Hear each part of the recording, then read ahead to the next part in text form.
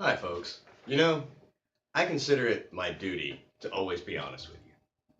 And honesty's not always pretty, it's not always nice, it's not always what you want to hear. But that's not my problem. What I'd like to explain to you today is the American dream is a bunch of bullshit. Okay?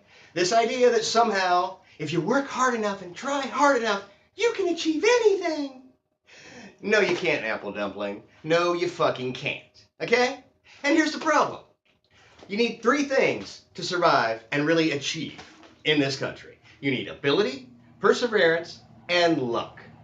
Okay, most of you don't have ability. Those of you that do have ability don't have perseverance. One negative comment from one person and you run back off to that 9 to 5 job because you just don't have enough faith in yourself. Number three, luck. You can have ability, you can keep at it, and be stubborn and persevere all you want, but if you don't have a little stroke of luck, you're still fucked. And that's just the way the world works, okay?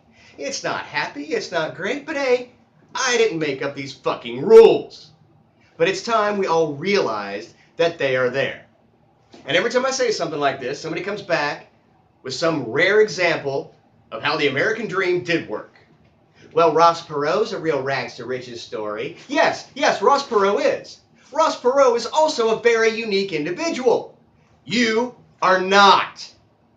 I can go down to your local Walmart, throw a rock, and have it bounce off 3 people just like you, with the same stupid haircut, driving the same make and model of truck. And no, that is not a sexist statement, because odds are the rock bounced off a dike at some point.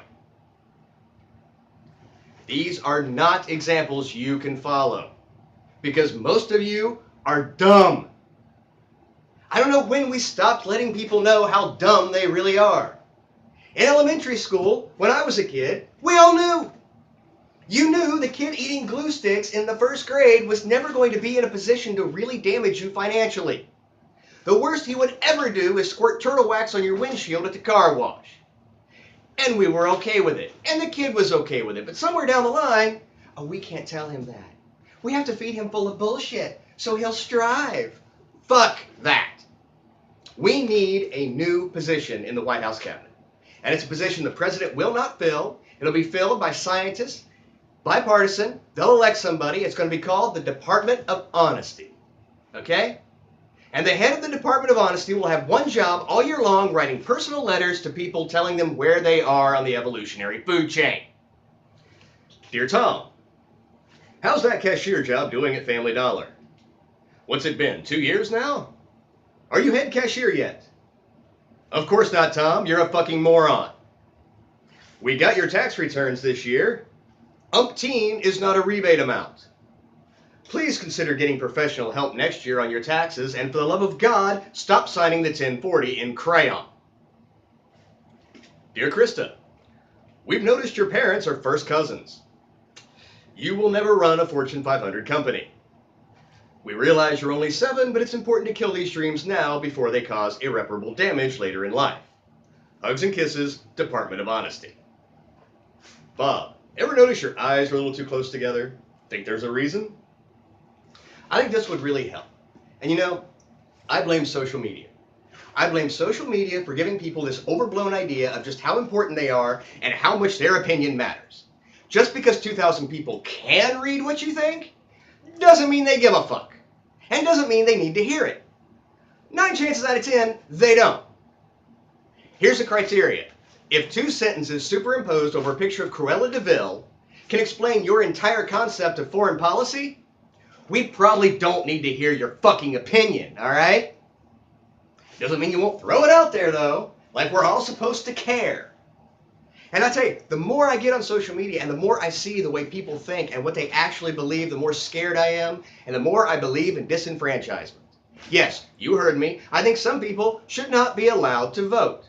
And I know that makes me an elitist. Well, you know what?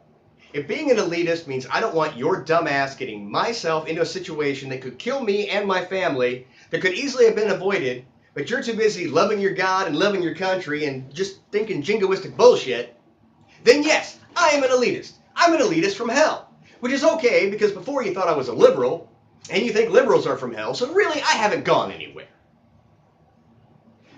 First group, that needs to be disenfranchised? Anybody who votes for a candidate based on their affiliation with any religion.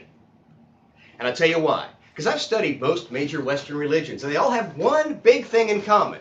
Some apocalyptic, end-of-day, sadomasochistic, wet dream masturbation fantasy. Okay? And they're always the same thing. The people that agree with you live in paradise, while the people who disagree get punished for eternity. And I don't want one of these believing assholes running my city, state, or federal government. I don't want anybody in a position of power that thinks, it doesn't really matter. The world's probably going to end next week anyway. You give me an atheist that thinks the world's going to survive long after they're dead, who would just like to leave it in a little better place for themselves, their kids, and their grandkids. I'll vote for that fucker every single time. You got me? Every single time.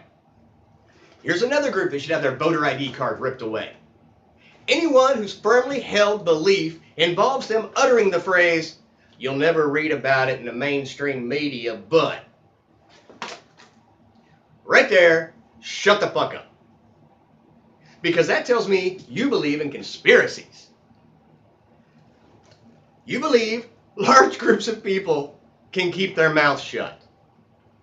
Obviously, you've never talked to a 13-year-old girl who just blew her boyfriend at the football game. 2 people can't keep their mouths shut about anything, let alone entire corporations. I know I'm ranting, I don't really care. And I'm not even saying you got to be a Mensa scientist to vote, but it should just be a simple question-answer thing, okay? We can eliminate people very quickly. Do you like Obamacare? Hell no! Do you like the Affordable Care Act? Yes!